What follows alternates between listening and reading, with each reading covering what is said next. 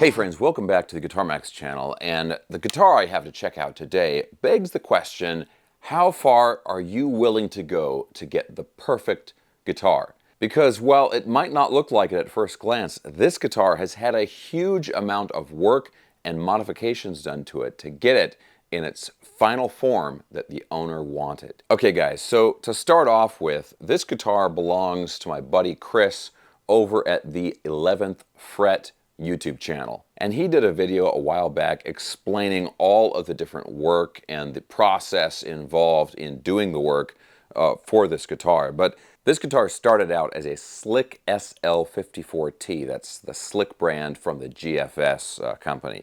It had no neck pickup originally, just the humbucker in the bridge position, and instead of the Floyd Rose, it had a vintage style Strat trim. Now to me, the coolest thing about these mods is the fact that with this finished guitar, you can't tell that it's been modified. It looks like it came from the factory like this. This guitar already had a pretty unique combination of specs, like the swamp ash body and this open grain relic finish, plus the brass tuning keys and the other brass knobs and so forth. And I'm not going to go through the whole modification process in this video. That's really what Chris's original video is about. But the key here is the guitar from the factory wasn't exactly the way Chris wanted it to be. He wanted to make these other changes to it, but have it be done in kind of a factory finish type of job. Now just take a quick look here at an example of some of the work that was done to it. But today what we're going to do is dive into the process of creating this fictitious guitar. So we're going to have a look at what we did to modify it and see if there's a way that maybe Slick can create it themselves, or if you really want to do it yourself, now you'll have the know-how. So we decided to, trace this out as best as we could and drop that plate into the body. And that helped enormously. We still had to shim the neck. So there is a neck shim inside here. I don't know if we can see that or not. Yeah, there we go. Okay, so obviously that's a lot of work, and that just scratched the surface there. But I think the key here is that this guitar, when you buy it from GFS, it only costs around $250. It's in that price range. So I think you can take that and get it as a mod platform, keeping in mind that you're going to have to throw some money at it in terms of labor and parts in order to get it to the finished guitar that you really want. Okay, now let's go ahead and cut to the demo so you can hear how this guitar sounds, and then we'll talk a little bit about the playability. And there's a couple things about this guitar, one of them that I don't like, and another one that I think some people watching might not like, but we'll get into that after the playing demo. Let's just listen to how it sounds. But of course, guys, real quick, if you enjoy videos like this, checking out cool, new, affordable guitars, and also staying up on all the latest news in the guitar universe, and you have not already subscribed, please consider subscribing right now. Okay, let's plug this in.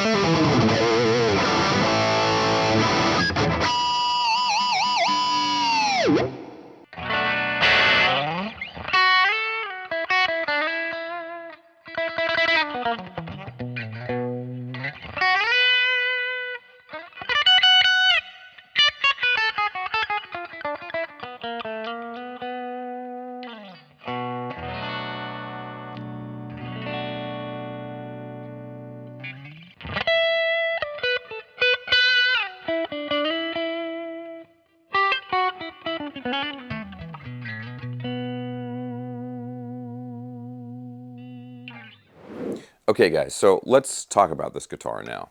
So, like I mentioned earlier, the coolest thing about this is if somebody handed this to me and said, hey, this is a new Slick prototype or just a new model that they're coming out with, there's nothing about it to me that would give away the fact that it has been modified by somebody. This guitar feels exactly the same as all of the other Slick guitars that come straight from the factory. But bottom line, this thing plays fantastic. Very low action on here. I love the kind of flat fretboard radius that's on these guitars. It's a very shred-worthy guitar, especially with a satin finish on the back of the neck. And the modifications that have been done to the guitar are ones that I really like. Number one, I'm a big Floyd Rose guy. Now, this one, you can't pull up on it. It's dive-only configuration, but still, to me, it's a huge improvement in terms of the usability and also the tuning stability compared to the original Strat type bridge. But the other thing is this neck pickup here. I'm really not a huge fan of single pickup guitars. If you're going to get a guitar that's, you're only going to use for like rhythm parts or something like that, I think those guitars do have their place. But to me, if a guitar only has one pickup, it's always kind of missing something. The other thing is this is a 22 fret guitar, and it always kind of irks me a little bit when you have one pickup and then the fretboard only goes to 21 or 22 frets and you have all this empty space in there where you could have easily put a pickup. So this guitar, I think, is a huge improvement on the original model. You've got the two pickups, great humbuckers, and you've got a three-way toggle switch, so very traditional control layout. And that actually brings me to the thing that I personally don't really like about this guitar, and that is simply where the controls are placed, and especially how the controls are placed with the Floyd Rose bridge. So you have the arm right here, and the volume knob is kind of underneath the arm. So even when the arm is back here out of the way, it's sticking up, and kind of, to me, it kind of blocks my hand from getting the volume knob. So you kind of have to reach over the arm in order to get the volume knob. And the same thing, the three-way toggle switch is like back here. So again, you're always reaching over the tremolo arm in order to get to the controls. Now, I personally like the volume knob further forward, and then maybe you could move the three-way like, I don't know, a little further down so it's not quite so close to the bridge. Some people, though, they don't like having the volume knob too close to the bridge pickup because people feel that like, oh, I always, when I'm strumming, I accidentally hit the volume knob and then I accidentally roll it off or something and you unintentionally turn the volume down. Myself, I've never had that problem, and I actually like having the volume knob really close by. So like if my hand is right here, I'm palm muting and I'm strumming, I can actually reach the volume knob with my little finger. And on this guitar, I really can't do that because you have to reach back in order to grab it. Now, all that being said, that is 100% a personal preference on my part, and some people might really like the way the controls are arranged on this guitar. I just personally don't. Okay, now the other thing, and this is absolutely no fault of Chris or anybody who mods one of these guitars, but these guitars, because of the solid swamp ash body, these suckers are heavy, okay? I weighed this one, it's almost 9 pounds. This is like 8.7 pounds, which for this body style and this thickness and everything means this is a pretty hefty guitar. Unlike the control layout, I actually don't mind that so much. It balances really well, and a heavy guitar just doesn't bother me in general. But I get a lot of people in the comments who are usually asking me like, hey, Max, that guitar you reviewed, how much does it weigh? Because I don't like heavy guitars. I'm always looking for a light guitar. I've got a bad back or something like that. So if you're worried about the weight of the guitar, honestly, in general, these slick guitars with the swamp ash bodies are probably not going to be a good choice for you because they do run pretty heavy. Okay, now let me ask you guys a few things about this. Number one, I know there's a lot of people out there who've bought these slick guitars from GFS, and if you're one of those people, what do you guys think of this model, and would you like to see them actually build this guitar? So 2 humbuckers, single volume, 3-way switch, and then a Floyd Rose bridge. Would you like to see them build it? Would you buy it if they built it and released it? And the other question is, what do you think of the mods comparing it to the original guitar with just the single humbucker and the vintage style Strat trim? Like I said earlier, I love these mods. I think this was a major upgrade for this guitar. But what do you guys think? Do you like it? Is there anything else you would add to it? Would you put a middle pickup in there, like a single coil? Would you maybe have a single coil in the neck position instead of a humbucker? Would you leave the original Strat trim? What would you guys do? Let me know all that stuff down in the comments section below.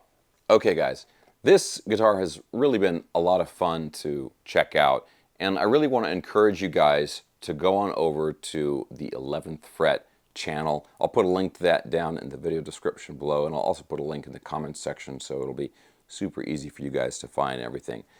He's got a lot of really cool videos, some mod videos and some guitar reviews and all kinds of cool stuff down there, so please check it out. This guitar, I think, is such a cool example of going to extreme lengths to get the exact guitar that you want, because when you think about it, there's kind of a few different approaches you can take. Number one, you can just buy an off-the-shelf guitar and just try to find a guitar that is as close to the exact guitar that you want, and maybe you don't get it 100%, but you get pretty close and then you're just happy with that. You can do that, or you can spend a ton of money, thousands of dollars, get some custom shop to make the exact one-off guitar that you want, or you can take the third option, which is this one, where you buy a basic guitar that you kind of like, that acts as a good mod platform, and then you transform that guitar into the exact one that you want. I think it's a cool middle ground because you end up getting a great guitar that you really, really like, but at the same time, you don't have to spend a huge amount of money to get a custom shop guitar made. Okay guys, that is pretty much it. Let me know what you think of this guitar and those other questions I asked down in the comments section below. I'll be looking forward to reading that stuff. And I will have links for everything I was talking about in the video description below. So I'll have a link for the 11th Fret channel. I'll have a link for the original guitar over on GFS, plus the Boss IR200 amp and cabinet simulator that I was using for the demo. Okay guys, thanks a ton for watching. If you enjoyed the video, thumbs up, subscribe if you haven't already, and I'll talk to you very soon.